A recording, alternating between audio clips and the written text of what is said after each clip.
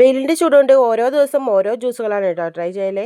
അധിക ദിവസം ഇളനീര്, മുന്തിരി അങ്ങനെയുള്ള ഐറ്റംസാണ്. അപ്പോൾ ഇന്ന് ബട്ടർ കിട്ടിയിട്ടുണ്ട് കേട്ടോ. ബട്ടർ ഈ വർഷം ആദ്യമായിട്ടാണ് കിട്ടുന്നത്. എപ്പോൾ കിട്ടുമ്പോഴും നല്ല ബട്ടർ കിട്ടുകയില്ല കേട്ടോ.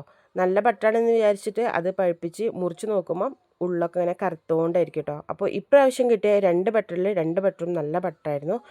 അപ്പോൾ ഇതിൻ്റെ തൊലിയൊക്കെ ഇങ്ങനെ കളഞ്ഞെടുത്തു കേട്ടോ ഞാൻ.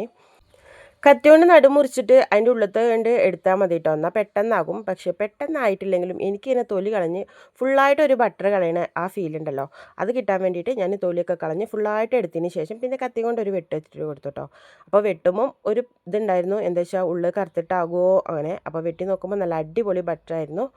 അപ്പോൾ അതിൻ്റെ സീഡൊക്കെ എടുത്ത് വെച്ചിട്ടുണ്ട് കേട്ടോ. മുളപ്പിക്കാമെന്ന് വെച്ചിട്ട് അതവിടെ മാറ്റി വെച്ചതിന് ശേഷം ബാക്കിയുള്ളതും കൂടെ ഞാൻ മിക്സിൻ്റെ ജാറിക്കണ്ട് വെട്ടിയിട്ട് കൊടുത്തിട്ടുണ്ട്. ഇവിടെ ഞാനും റിച്ചുട്ടനും മാത്രമാണ് കേട്ടോ ഇതിൻ്റെ ജ്യൂസ് കുടിക്കുള്ളൂ, മറ്റുള്ളവർക്ക് ആർക്കും വേണ്ട. അപ്പോൾ എനിക്ക് റിച്ചുട്ടനും ഒന്ന് തന്നെ ധാരാളമാണ്. അപ്പോൾ പിന്നെ റിച്ചുട്ടൻ പറഞ്ഞു ഞാൻ തൊലിയൊക്കെ കളഞ്ഞപ്പോൾ ഞാൻ തന്നെ ഇനി ജ്യൂസ് അടിക്കാൻ കേട്ടോ. അങ്ങനെ റിച്ചുട്ടൻ അതൊക്കെ പാലൊക്കെ ഒഴിച്ചു കൊടുത്തിട്ടുണ്ട്. പിന്നെ ആവശ്യത്തിനുള്ള പഞ്ചസാരയും കൂടി ഇട്ടിട്ട് നല്ലോണം ബ്ലെൻഡ് ചെയ്ത് കൊടുക്കുകയാണ് കേട്ടോ. അങ്ങനെ പാലും പഞ്ചസാരയും ഒക്കെ അടിച്ചെടുത്തപ്പം നല്ല ക്രീമായിട്ട് വന്നിരുന്നു കേട്ടോ.